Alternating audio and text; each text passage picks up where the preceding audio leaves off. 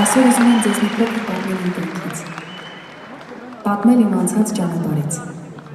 Այն ճանապարհից, ինչից երբեք չեմ խոսել։ Սա ես եմ։ Ասում են, որ մանկության տարիներից եղել եմ շատ ուրախ ու ժպտերես երեխա։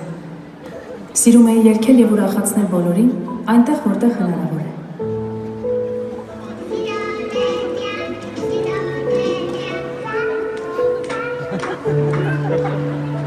Սկսած 4 տարեկանից տատիկս ինձ տանում էր ամեն հնարավոր երաժշտական մրցույթների։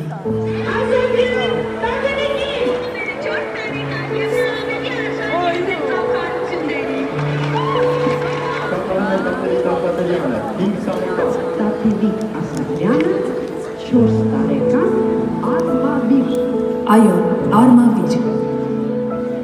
Ես ծնվել եմ Արմավիրի մարզի, Արմավիր քաղաքում,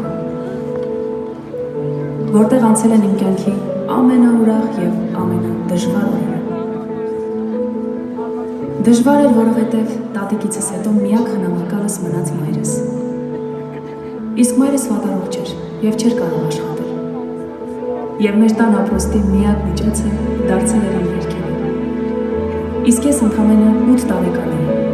և այդ տարիքում միակ բանը, որ կարող էի անել, երգելն էր, որով էլ գոյատևում էինք ես և մայրս։ Երգում էի ամեն օր և ամեն օր, որ դատարկ ձեռքով տուն չգնամ։ Երգելով անգամ գրավում էի դեղատան աշխատողների սրտերը, ովքեր էլ երբեմն անվճար տալիս էին մորս դեղերը։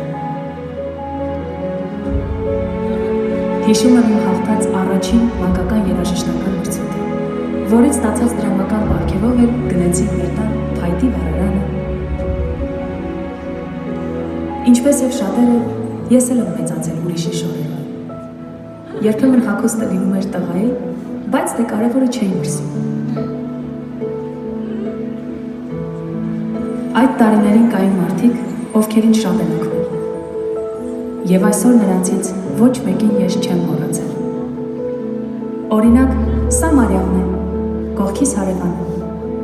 ով աշխատում էր հացի փուռում որպես հացտուղ։ Լավ չէին ապրում, բայց օրվա վերջում իրեն բաժին հասած 2 հացից մեկը բերում էր մեզ։ Եվ ես չեմ մոռացել, թե նա ինչքան շատ էր երազում ունենալ իր սեփական հացի փուռը։ Իդեպ Մարիամը այսօր այս դահլիճում է, և նա չգիտի, որ այնտեղ, որտեղ նա հիմա աշխատում է, արդեն իրենն է։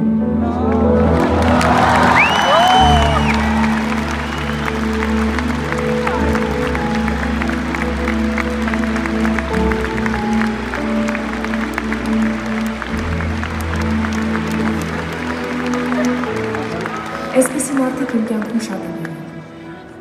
և կյանքի ճանապարհը ուր էլ ինձ տանի, ես լինելու եմ նրանց կողքին։ Մի խոսքով, սա էր մի փոքր իմ մանկությունից,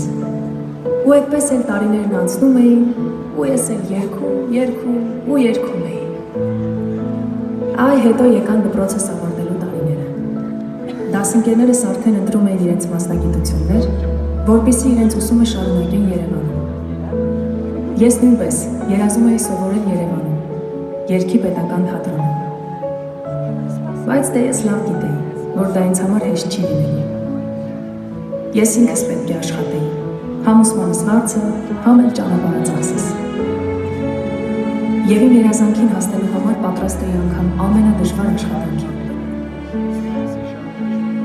Գնում էի դաշտերում բերքահավաքները։ Աշխատում էի օր ու գիշեր, որ գումար հավաքեմ։ Ու այդպես ընդունվեցի երգի պետական թատրոն, ինքս վճարելով իմ 1 տարվա վարձը։ Առաջին տարին շատ դժվարությամբ էի գնում ու գալիս։ Բայց հետո ես ու մայրս տեղափոխվեցինք Երևան։ Երևան տեղափոխվելու պատճառը ցավոք մորս հիվանդությունն էր։ Նրան շտապ տեղափոխեցին Երևան բուժման։ Եվ ստացվեց այնպես, որ մենք պետք է ամիսներով մնայինք Երևանում։ Ու քանի որ ապրելու տեղ չունեինք, մնում էինք հիվանդանոցում։ Չնայած նրան, որ գիշերում էի հիվանդանոցում Արարոցի միջանցքի չորաթորներին, բայց մեկը չէի տխրում, որովհետև երգի պետական թատրոնը ինձ այնքան մոտ էր, որ այնտեղ հասնում էի ոտքով։ Ու հենց երգի պետական թատրոնում էլ ստացա առաջարկը մասնակցելու ամենակարող երգիչ նախագծը, որտեղ ինձանից հասնում էր անել այն, ինչ որ արել եմ ամբողջ կյանքս։ Պիտի երգեի։ Ու թեև չունեի ոչինչ, բայց մեջքիս ունեի ձերպես թև ու թիկունք։ Ու հենց ձեր շնորհիվ եմ ես հաղթեցի այդ նախագիծը, որտեղից էլ ձևավորվեց Տաթև Ասատրյան անունը։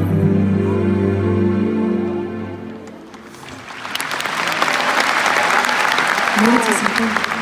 ինձ ամենաշատ հավատացողը, սիրող,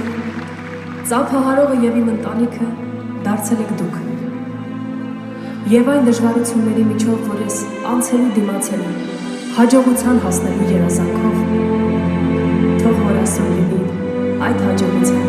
սկիզբը։